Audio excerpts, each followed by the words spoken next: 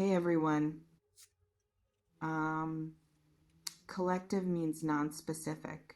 When reading is for collective, when it addresses general audience rather than individual person, it's working with archetypal patterns that apply broadly across human experience, which means it's not seeing your specific situation. It's describing common dynamic that exists for many people simultaneously.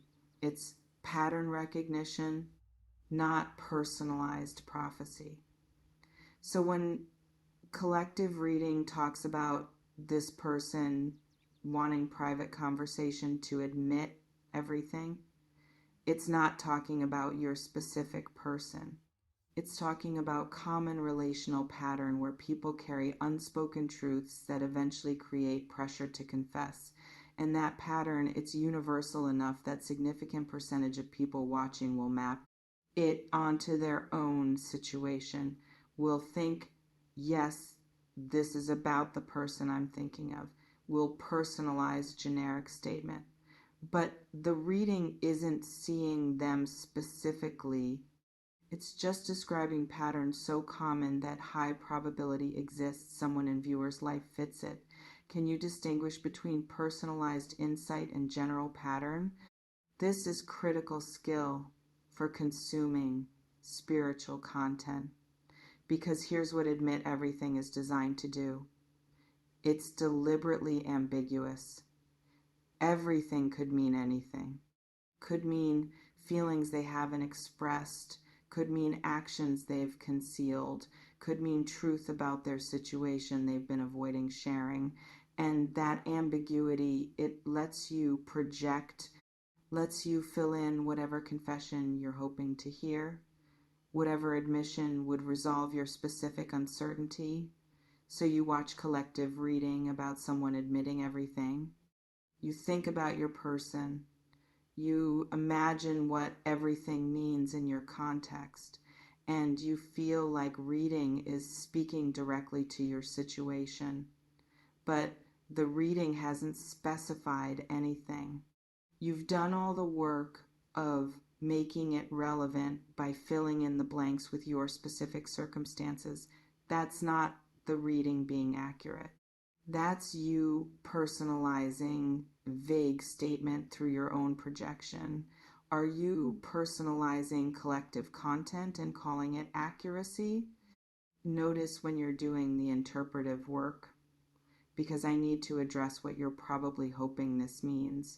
You want someone to come clean, to finally tell you what they've been hiding, to confess feelings or actions or truths that would explain confusion you've been experiencing, and you've been waiting for that confession, hoping for it, needing it to make sense of what's been happening. So when collective reading says someone wants private conversation to admit everything, you immediately think of your person. Map the prediction onto your situation. Feel relief that clarity is coming, that waiting is ending, that truth is approaching. But nothing about the reading was specific to your situation. Nothing identified your particular person or your particular dynamic or your particular unresolved questions. You just wanted it to be about you. So you made it about you. Does this person actually show signs of wanting to confess, or are you just hoping they do? Because here's what collective readings rely on: confirmation bias, human tendency to notice evidence that supports what we already believe and ignore evidence that contradicts it. So collective reading plants suggestion that someone wants private conversation. You start noticing any small sign that might support that suggestion, any text, any glance, any shift in behavior, and you interpret those signs as evidence that prediction is manifesting. That reading was accurate, that confession is approaching, but those signs might have been there anyway. Might be normal fluctuation in communication patterns.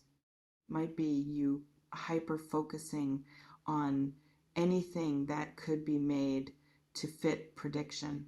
The reading didn't cause the signs. The reading just made you start looking for them.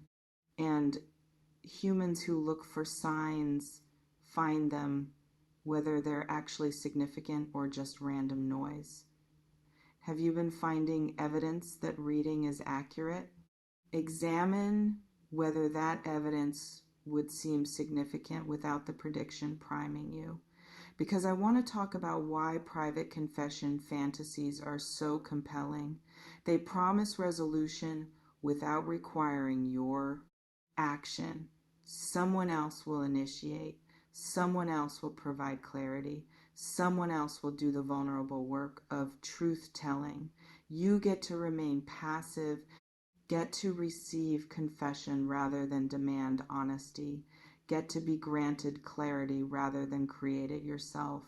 And that passivity, it feels safer, feels less risky, feels like you're not forcing anything, not being pushy, not demanding more than other person is willing to give. But it's also disempowering, because as long as you're waiting for confession, you're not addressing the elephant in the room yourself. You're not asking direct questions. You're not demanding the honesty you need. You're just hoping someone else will volunteer it. And that hope keeps you stuck in uncertainty they may have no urgency to resolve. Are you waiting for confession because it feels safer than demanding honesty? Get honest about what the waiting is protecting you from. Because here's what actually happens with long-awaited confessions. Sometimes they arrive.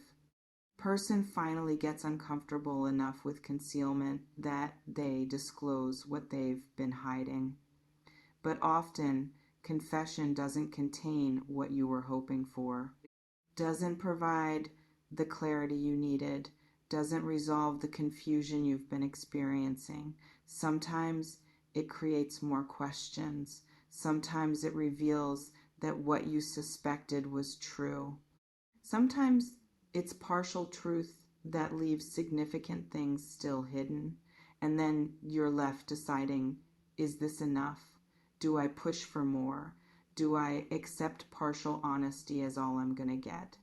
So even if confession comes, even if private conversation happens, even if they admit everything, it might not feel like resolution, might not create the clean clarity you were imagining.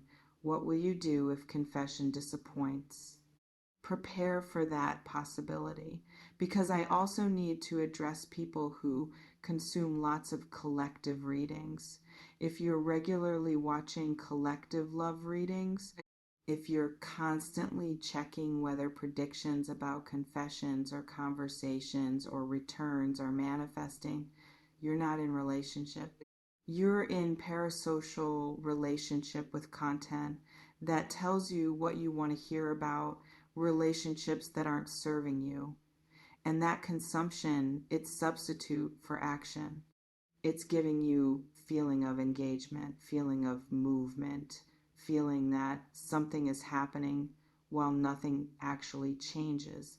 Person doesn't confess, relationship doesn't clarify. You stay in same ambiguous position, consuming content that promises resolution is coming. That's not spiritual practice. That's avoidance. That's choosing fantasy over reality. That's letting content consumption replace relational participation. How much time do you spend consuming relationship predictions versus working on actual relationships? Calculate the imbalance, because here's what people in functional relationships do differently. They don't wait for confessions. They ask direct questions when they need clarity. They create conversations about what matters instead of hoping other person will initiate. They don't consume collective readings to understand their partner. They talk to their partner.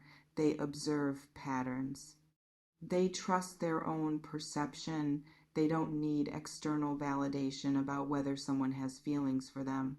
They assess based on behavior, consistency, demonstrated care. They're active participants, not passive consumers of predictions about what might happen in relationships they're not actually navigating. Which category are you in? Your relationship status reveals the answer. Because ultimately, here's what this is really about.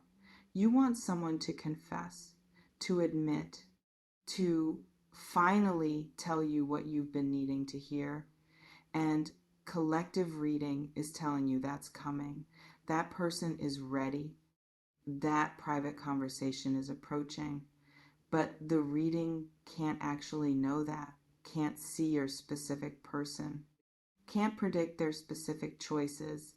It's just describing common pattern and letting you personalize it so you can keep waiting for confession that collective reading promised, can keep consuming content that validates your hope, or you can recognize that you have power here, that you can create the conversation yourself, that you can demand honesty instead of hoping it will be volunteered.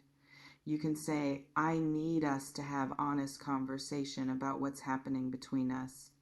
I need clarity, and I need it now, not when you finally get comfortable enough to provide it.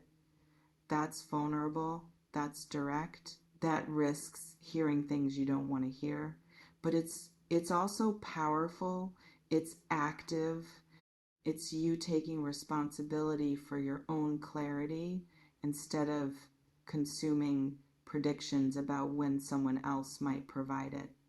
Which are you choosing, passivity or power?